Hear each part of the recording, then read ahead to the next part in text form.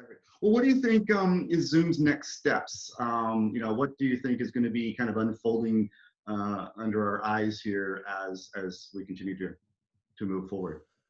Yeah, for Zoom, what's interesting is that since they started in the low end disruption, and so the nature of low end disruption is that prior to the pandemic, they were pushing out the big vendors because there's not money to be made by the tech giants in the small to mid-sized companies at that time, and so they would have continued that trend if it wasn't for the pandemic.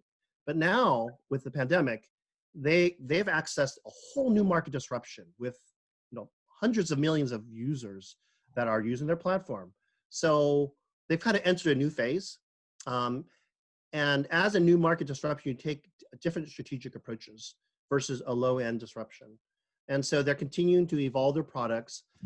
Their next steps really is a interesting juggling between a deliberate strategy where they are trying to enhance their products, they're competing, they're adding features that the customers need, right? As it's kind of a sustaining innovation.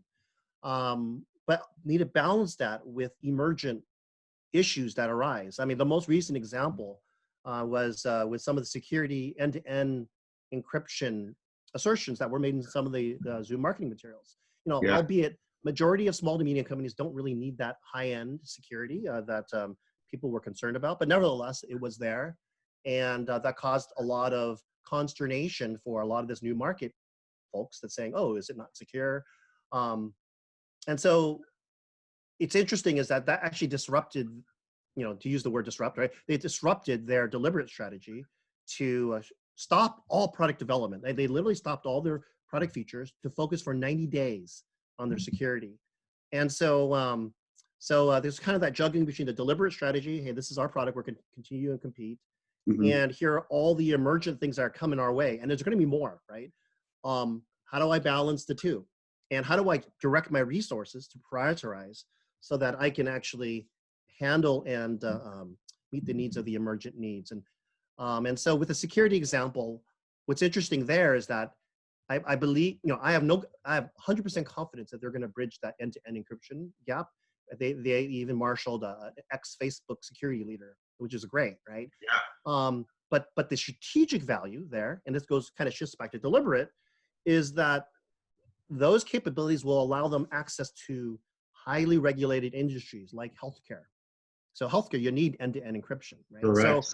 So the next steps for Zoom is going to be the balance between that deliberate and emergent strategy as they go forward.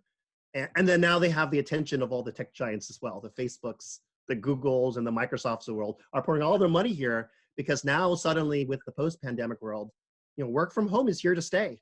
Yeah, it really is. I think, and it's funny because, in a lot of our meetings with, SIMNet, for example, for those of you who don't know, that's a Society for Information Management group. It's a peer-to-peer technology CIO networking group, about 5,000 members. And we've been having a lot of discussions around what does the new norm look like and how is the workforce going to continue to work remotely and how much of those workforce will not work remotely and will actually be in the office. And then how do you deal with making sure that it's safe? Is the cubicle environment, has that run its course?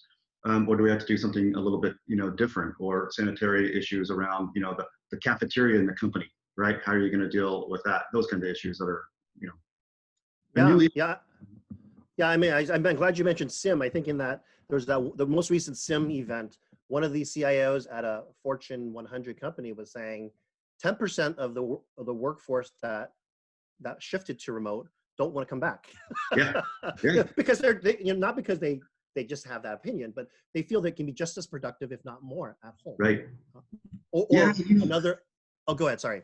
Oh, I was just going to say, with the folks like you that I've been talking to, there's been a certain level of productivity increase through working remotely, right? People aren't hanging around at the water cooler, anymore, or getting into as much as the, local gossip, right? People are really more home focused. Now, it works for some people and it doesn't work for other people. So I think there's going to be kind of a balance, right?